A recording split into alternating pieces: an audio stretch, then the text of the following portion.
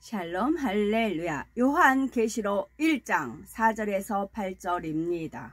요한은 아시아에 있는 7 교회에 편지하노니 이제도 계시고 전에도 계셨고 장차 오실 이와 그의 보좌 앞에 있는 7 영과 또 충성된 증인으로 죽은 자들 가운데에서 먼저 나시고 땅의 임금들의 머리가 되신 예수 그리스도로 말미암아 은혜와 평강이 너에게 있기를 원하노라. 우리를 사랑하사 그의 피로 우리 죄에서 우리를 해방하시고 그의 아버지 하나님을 위하여 우리를 나라와 제사장으로 삼으신 그에게 영광과 능력이 세세토록 있기를 원하노라. 아멘.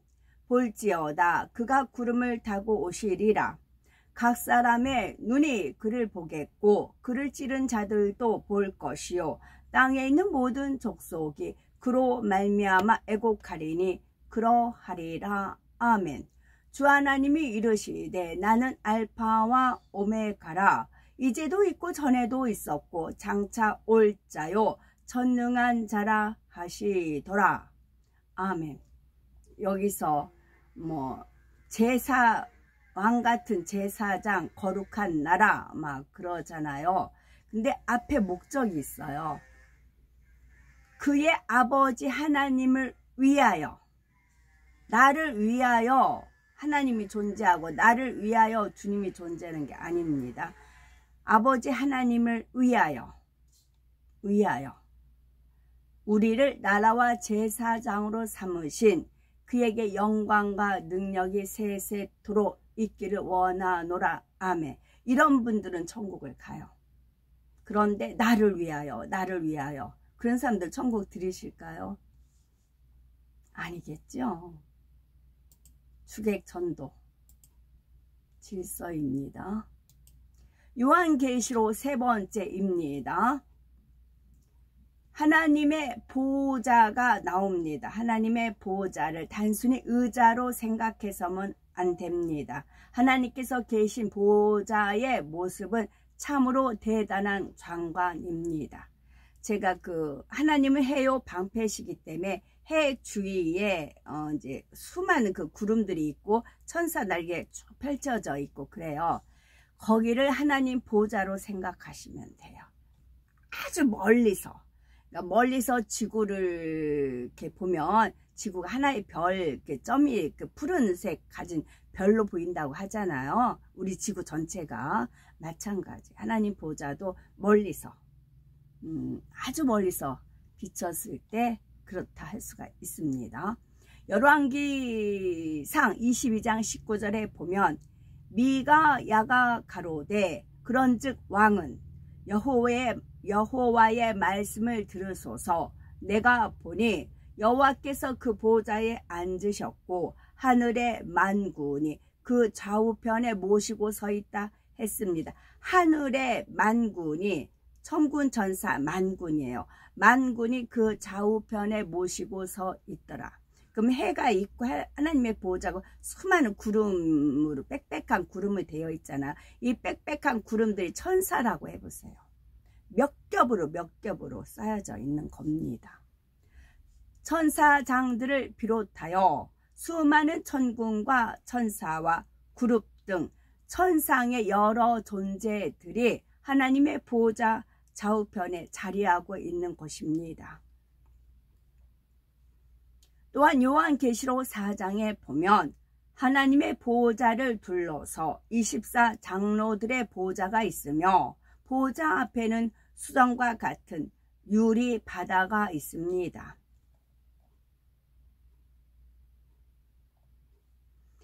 보호자 가운데와 보호자 주위에는 네 생물이 자리하여 그 대단한 위용을 과시하고 있지요. 그런데 이 모든 것보다도 더한 장관은 하나님의 보호자로부터 나오는 엄청난 빛들과 그 보호자를 두르고 있는 무지개입니다. 하나님의 보호자로부터 이루 형용할 수가 없는 형형색색의 영롱한 빛들이 나오고 보호자 주변으로는 무지갯빛 광채가 가득하지요.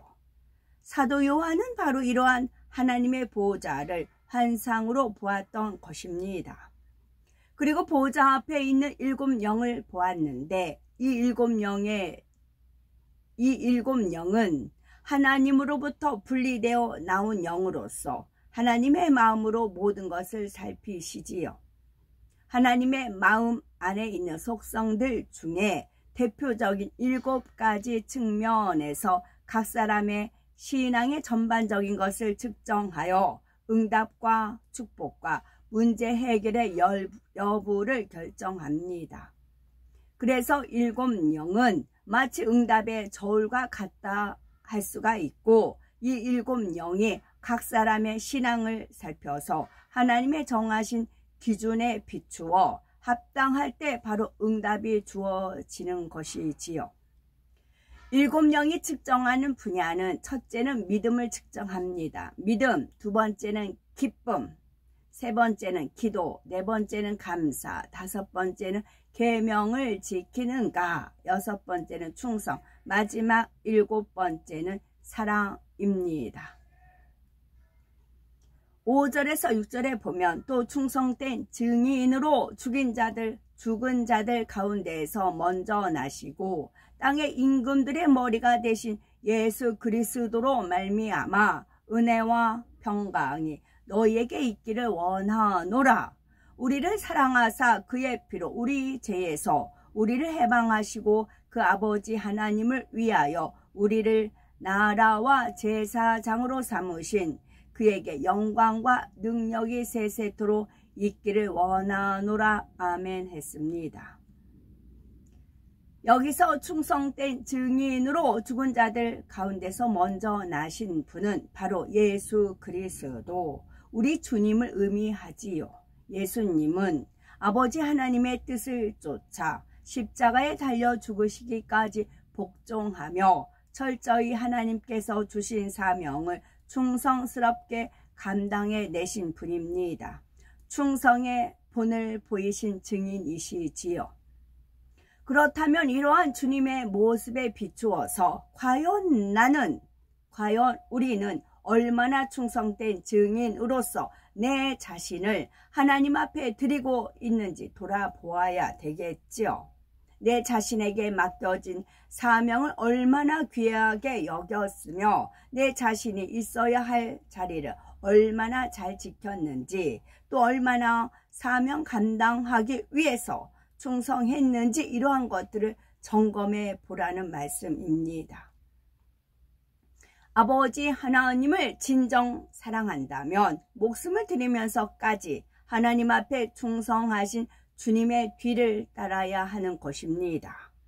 예수님께서는 이처럼 하나님 앞에 충성하기 위해서 죽기까지 순종하셨는데, 하나님께서는 이러한 예수님을 죽은 자들 가운데서 다시 살리셨지요. 그리고 주님은 부활의 첫 열매가 되셨습니다. 그렇다면 하나님께서는 이처럼 죽기까지 복종하심으로 죽었다가 다시 살아나신 주님을 어떻게 해주셨을까요? 빌립보서 2장 9절에서 11절에 이러므로 하나님이 그를 지극히 높여 모든 이름 위에 뛰어난 이름을 주사 하늘에 있는 자들과 땅에 있는 자들과 땅 아래 있는 자들로 모든 무릎을 예수의 이름에 꿇게 하시고 모든 입으로 예수 그리스도를 주라 시인하여 아버지 하나님께 영광을 돌리게 하셨느니라 했습니다. 하나님 아버지께 영광을 돌리게 하셨느니라 했습니다. 본문에서도 주님에 대해서 땅의 임금들의 머리가 되셨다라고 말씀하고 있습니다. 임금은 백성들의 대표이면서 머리입니다. 따라서 이러한 임금들의 머리가 되셨다는 것은 만왕의 왕, 만주의 주가 되신 것을 뜻하지요. 그런데 우리 주님은 이처럼 만왕의 왕, 만주의 주가 되시면서도 결코 섬김 받으려 하시거나 들레지 않으셨습니다. 정말 참된 임금이라고 하면 자신이 섬김 받으려 하거나 권세를 휘두르기보다는 어찌하든 백성들을 위하는 길을 찾지요. 자신을 희생해서라도 백성들에게 평화와 행복을 주기 원하는 것입니다. 그것이 진정한 임금의 모습이지요. 예수님께서는 이 땅에 오셔서 오직 우리를 위해서 자신의 모든 것을 희생하셨고 대신 우리에게는 은혜와 평강을 주셨지요. 마태복음 11장 28에서 30절에 수고하고 무거운 짐진 자들아 다 내게로 오라 내가 너희를 쉬게 하리라. 나는 마음이 온유하고 겸손하니 나의 멍에를 메고 내게 배우라. 그러면 너희 마음이 쉼을 얻으리니 이는 내 멍에는 쉽고 내 짐은 가벼움이라 하시니라 했습니다. 마음 안에 미움이 있기 때문에 괴로운 것이고 교만이 있기 때문에 고통받는 것이며 죄악의 짐이 있기 때문에 마음의 평안과 쉼을 얻지 못한다는 사실입니다. 그런데 우리들이 지고 가던 이 무거운 죄악의 짐들을 예수님께서 대신 지시고 십자가에 달려 죽으심으로 우리들에게는 참된 평안의 길이 열리게 되었지요. 주님을 구세주로 영접한 사람들은 하나님의 참된 사랑을 알았으니 이제 나를 버리고 자기 안에 있던 더럽고 추한 죄악들을 하나하나 벗어서 주님 앞에 내려놓아야 하는 것입니다. 이렇게 우리가 죄악으로부터 해방될 수 있는 길이 바로 예수님께서 십자가에 달려 피 흘려 돌아가심으로 말미암아 열리게 되었지요. 본문에는 그 아버지 하나님을 위하여 우리를 나라와 제사장으로 삼으셨다 했습니다.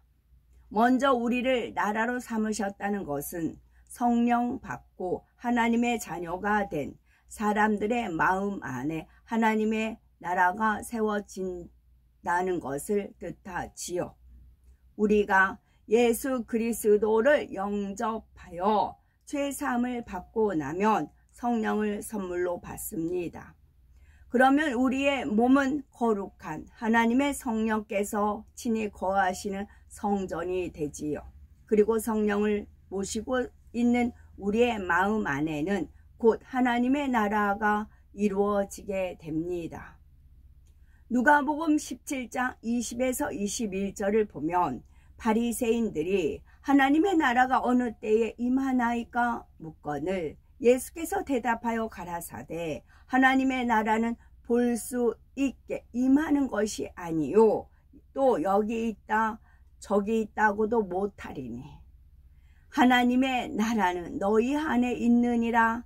또한 이렇게 마음 안에 하나님 나라를 이룬 거룩한 지체들이 모이는 교회 역시 하나님의 나라를 이루게 되는 것입니다. 다음으로 우리를 제사장으로 삼으셨다 했는데 혹시 제사장이라고 하면 오늘날에 주의 종에게만 해당되는 것은 아닌가 이렇게 생각할 수도 있겠지만 우리 모두가 제사장이 될 수가 있습니다. 베드로전서 2장 9절을 보면 오직 너희는 택하신 족속이요 왕같은 제사장들이요 거룩한 나라요 그의 소유된 백성이니 이는 너희를 어두운 데서 불러내어 그의 기이한 빛에 들어가게 하신 자의 아름다운 덕을 선전하게 하려 하심이라 했습니다. 아까도 나라와 제사장으로 삼으신 것은 하나님을 위하여입니다. 하나님을 위하여 우리를 나라와 제사장으로 삼으셨고 또 여기서 왕같은 제사장으로 삼으신 것은 우리를 어두운 데서 불러내어 그의 기이한 빛에 들어가게 하신 자의 아름다운 덕을 선전하게 하려 하십니다. 나를 선전하고 나를 내세우는 게 아니고요. 답은 그의 기이한 빛에 들어가게 하신 자의 아름다운 덕을 선전하게 하려 하심이라입니다. 여기에 해당하는 분들만 높은 천국에 올라갑니다. 이 소임을 정확히 하셔야 됩니다. 그의 귀한 빛에 들어가게 하신 자의 아름다운 덕을 선전하게 하려 하십니다. 나 이거 필요 없어. 한 사람 탈락입니다. 말씀대로 조명받기 때문에 그렇습니다. 말씀대로 진단받기 때문에입니다. 내가 죽고 오로지 주님만 먹든지 마시든지 무엇을 하나님의 영광을 하면 이 말씀이 더 기쁨으로 와야 됩니다. 아, 이거구나 해야 됩니다. 근데 뒤에 말씀 필요 없어. 한 것은 나를 위하여 주님이 필요하고 나를 위하여 하나님 필요하고 그러지. 그건 누가 그러겠어요? 루시퍼가 그러는 겁니다. 그의 귀한 빛에 들어가게 하신 자의 아름다운 덕을 선전. 그러니까 너희는 택하신 족속의 왕같은 제사장 거룩한 나라 소유된 백성. 이 말씀만 뚝 잘라서 부풀리니까 교만.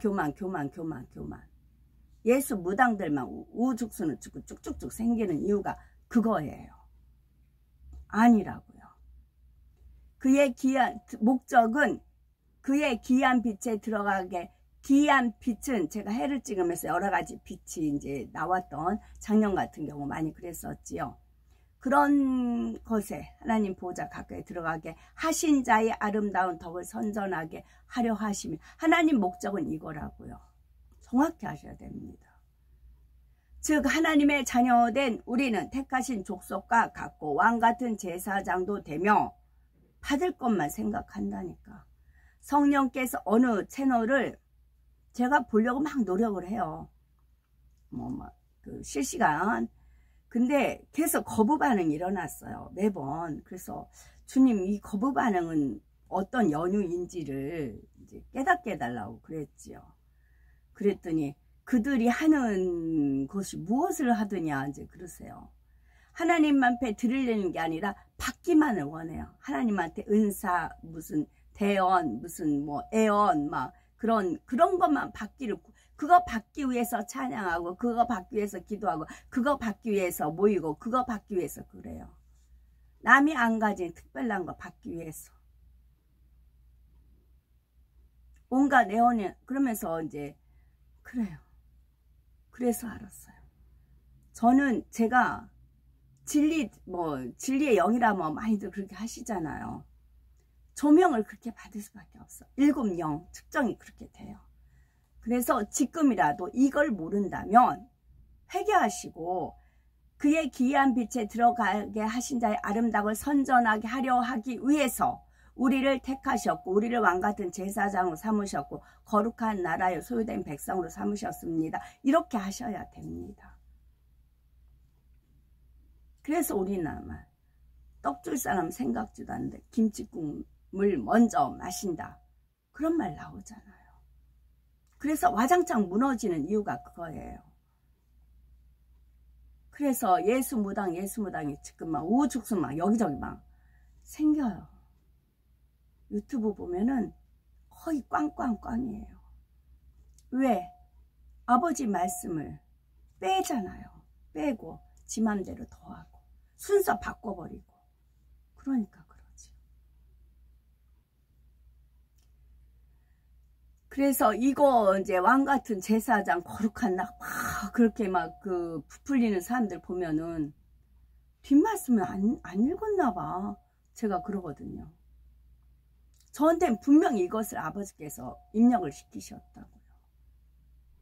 즉 하나님의 자녀된 우리는 택하신 족속도 되고 왕같은 제사장도 되며 성령께서 거하고 계신 거룩한 나라이며 하나님의 소유가 된 천국 백성입니다. 그러면 어떻게 우리 모두가 제사장이 될 수가 있는 걸까요? 제사장이 무엇을 하는 겁니까? 제사장은 기이한 빛에 들어가게 하신 자의 아름다운 덕을 선전하게 하는 겁니다. 예수님께서 십자가에 달려 돌아가시기 전까지는 오직 제사장만이 성소 안에 들어갈 수가 있었습니다. 일반 백성들은 성소 안에 들어가지 못하고 성소 밖의 뜰에서 제사를 지냈지요. 그런데 예수님께서 십자가에 달려 돌아가시면서 성소에 휘장이 저절로 갈라지고 둘로 나누어집니다. 마가복음 15장 38절에 이에 성소 휘장이 위로부터 아래까지 찢어져 둘이 되니라 했지요. 그리고 이때부터는 일반 양떼들도 성소 곧 오늘날로 말하자면 교회 성전 안에 들어와 이처럼 함께 예배 드릴 수가 있게 된 것입니다. 각자의 마음 안에 내주하시는 성령으로 말미암아 이제는 하나님과 직접 교통을 이루는 제사장과 같이 된 것이지요. 그러므로 오늘날 꼭 주의 종만이 제사장이 아니라 성령 받은 모든 성도들도 영적으로 제사장이 될 수가 있다는 겁니다. 그런데 그 아버지 하나님을 위하여 우리를 나라와 제사장으로 삼으셨다는 데는 또 다른 의미가 있습니다. 바로 하나님의 자녀된 사람들이 각각의 그릇대로 하나님의 나라를 위해서 쓰임받게 된다는 것이지요. 하나님의 나라를 이루어지는 주님의 몸된 제단에서 하나님의 나라가 이루어지는 주님의 몸된 제단에서 모두가 각각의 지체로서 쓰임받게 됩니다. 제사장의 직분으로 쓰이는 사람도 있지만 그 외에도 다양한 직분과 사명을 맡아 하나님의 나라를 위해서 합당하게 쓰이는 것입니다. 사도 요한은 바로 이러한 사실을 깨달았기에 죽을 수밖에 없었던 죄인들을 구원하여 거룩한 하나님의 나라와 제사장으로 삼아주시고 일꾼이요 사명자로서 쓰임받도록 축복해 주신 주님께 영원토록 영광과 능력이 있기를 원하노라 고백하고 있다는 사실입니다. 물론 사도 요한이 원한다고 해서 주님께 영광과 능력이 영원토록 있는 것이 아니라 주님께서는 당연히 있으신 것이지만 사도 요한은 원하노라 라는 이 고백을 통해 자신이 얼마나 그것을 간절히 바라고 있으며 기뻐하고 있는지를 표현한 것입니다.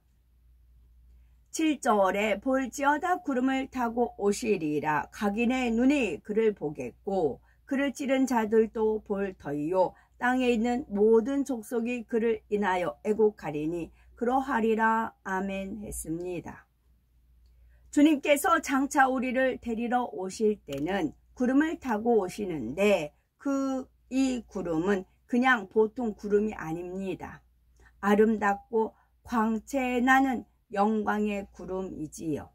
주님께서 부활하신 후 승천하실 때를 보면 사도행전 1장 9절에 이 말씀을 마치시고 저희 보는 데서 올리워 가시니 구름이 저를 가리워 보이지 않게 하더라 했습니다.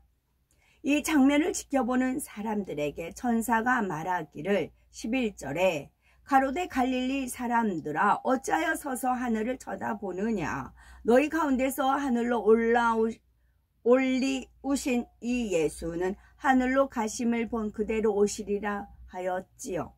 구름 사이로 올리워 가신 주님께서 장차 오실 때도 구름과 함께 오실 텐데 이를 두고 본문에도 구름을 타고 오신다 한 것입니다.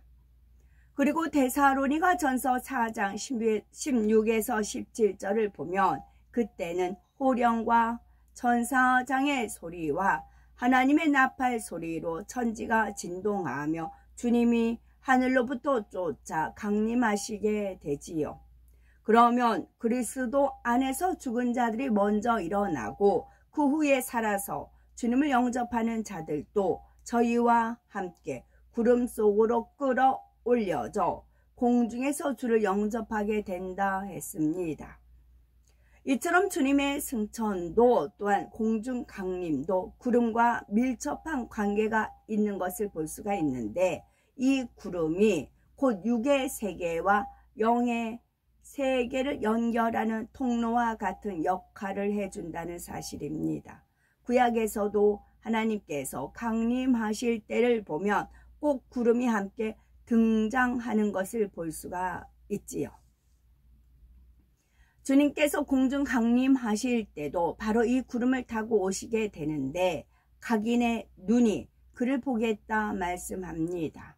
믿고 구원받은 사람이나 믿지 않는 사람이나 모두가 다 주님의 재림을 보게 된다는 말이지요. 그렇다 하여 재림하시는 주님을 모두가 다 직접 눈으로 본다는 의미가 아니라 누구나 주님께서 재림하셨다는 사실을 알 수 있게 된다는 뜻입니다.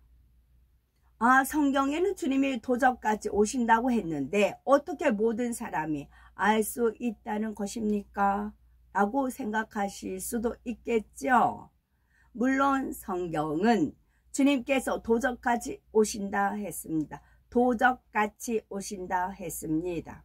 베드로후서 3장 10절에 그러나 주의 날이 도적같이 오리니 말씀하고 있지요. 그러나 이처럼 도적같이 오신다는 것은 주님 맞을 준비를 하지 못한 사람들에게 해당되는 말씀입니다. 즉 기름 준비하지 못한 사람들, 신분한장 하지 못한 그러한 사람들에게 주님께서 예상치 못한 때에 갑자기 도적같이 임하신다는 뜻이지요. 그래서 요한계시록 3장 3절에 보면 그러므로 네가 어떻게 받았으며 어떻게 들었는지 생각하고 지켜 회개하라. 만일 일깨지 아니하면 내가 도적같이 이르리니 어느 시에 네가 임할는지 네가 알지 못하리라 하여 회개하지 않고 깨어있지 않을 때 주님께서 도적같이 이른다 말씀하고 있습니다. 반면에 데살로니가 전서 5장 4절에서 6절에는 형제들아 너희는 어둠에 있지 아니하매 그날이 도적같이 너희에게 임하지 못하리니 너희는 다 빛의 아들이요 낮의 아들이라. 우리가 밤이나 어둠에 속하지 아니하나니 그러므로 우리는 다른 이들과 같이 자지 말고 오직 깨어 근신할지라 하여 깨어서 진부단장하며 주님 맞을 준비를 하는 사람들에게는 그날이 도적같이 임하지 못한다 말씀했지요. 예수님께서 이 땅에 오실 때는 우리의 죄를 대신 지시기 위해서 너무나 초라하게 오셨지만 장차 공중에 강림하실 때에는 만왕의 왕이요 만주의 주로서 구원받은 하나님의 자녀들을 데리러 오심으로 너무나 웅장하고 권세 있게 오신다는 사실입니다.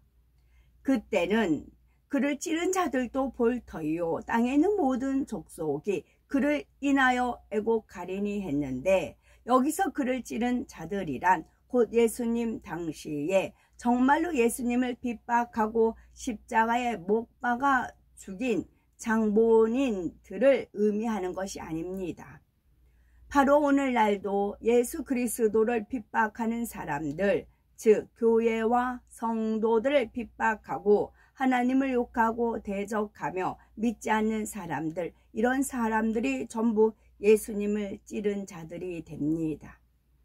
또한 땅에 있는 모든 족속이란 이처럼 주님을 믿지 않고 대적한 사람들뿐만 아니라 주님을 믿는다 하면서도 말씀 가운데 살지 않았고 알곡이 아닌 쭉정이와 같은 사람들, 바로 이러한 사람들 모두를 의미하는 것이며 그들이 그날에 애곡하게 된다는 것입니다. 주님을 믿지 않았던 사람들은 내가 그때 왜 전도해도 듣지 않았나? 내가 왜 그처럼 예수 믿는 사람들을 핍박했던고? 그러면서 땅을 치고 애곡하게 되고 주님을 믿는다 하면서도 말씀대로 살지 못했던 사람들은 내가 왜 믿지 않는 사람들과 똑같이 그처럼 죄만 짓고 살았는고 내가 제대로 믿을 걸 하면서 애통하게 됩니다. 그리고 그 애통은 그 순간만이 아니라 7년 환란 동안에도 이후에 백보자 심판이 끝나고 지옥불에 던져져서도 영원히 계속되지요. 우리 중에는 그런 어리석은 사람이 결코 한 사람도 없어야 할 것입니다. 8절에 주 하나님이 가라사대 나는 알파와 오메가라 이제도 있고 전에도 있었고 장차 올 자요 전능한 자라 하시더라 했습니다. 많은 사람들이 주 하나님께서 나는 알파와 오메가라 하시면 이것은 하나님은 모든 것의 시작이시고 또한 끝도 되신다는 뜻 정도로 생각하지요. 요한계시록 21장 6절에 나는 알파와 오메가요 처음과 나중이라 하신 말씀이나 요한계시록 22장 13절에 나는 알파와 오메가요 처음과 나중이요 시작과 끝이라 하신 말씀도 모두 비슷한 의미로 생각을 합니다. 그러나 이 모두가 비슷한 뜻이라고 하면 하나님께서 왜 굳이 이렇게 반복해서 기록하도록 하셨겠습니까? 알파와 오메가, 처음과 나중, 시작과 끝이라는 각각의 말씀에는 다른 의미가 담겨 있습니다. 원래 하나님께서는 처음도 없고 나중도 없으신 분이시었지요. 사람들의 육의 한계 가운데 생각하는 그런 시작과 끝이 있으신 분이 아니십니다. 영원 전부터 계셨으며 영원 후까지 계신 분이시지요. 그런 하나님께서 굳이 자신에 대해서 알파와 오메가, 처음과 나중, 시작과 끝이라 표현해 주신 데에는 그만한 영적인 의미가 있습니다. 그 중에 나는 알파와 오메가라 하신 말씀의 의미를 살펴보면 알파와 오메가는 헬라어 알파벳의 가장 첫 글자와 가장 마지막 글자입니다. 영어 알파벳의 A와 Z에 해당하는 글자이지요.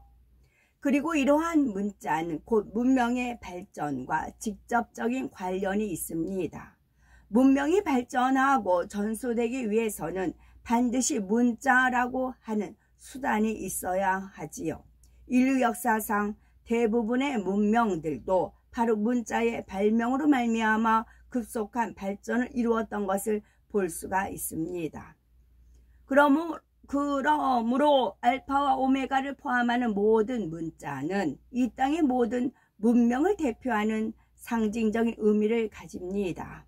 그리고 이러한 문자인 알파벳의 가장 첫 글자와 마지막 글자는 바로 이 땅의 모든 문명들의 시작과 끝을 의미하지요. 따라서 하나님께서 나는 알파와 오메가라 하신 것은 하나님 편에 어떤 시작점과 끝점이 있다는 의미가 아니라 우리 인간 편에서 발전시켜온 모든 문명의 시작과 끝도 결국은 하나님으로부터 말미암았다는 의미입니다. 인간의 모든 지식의 근본이신 하나님으로부터 왔고 하나님의 주관하심 가운데 있다는 말이지요.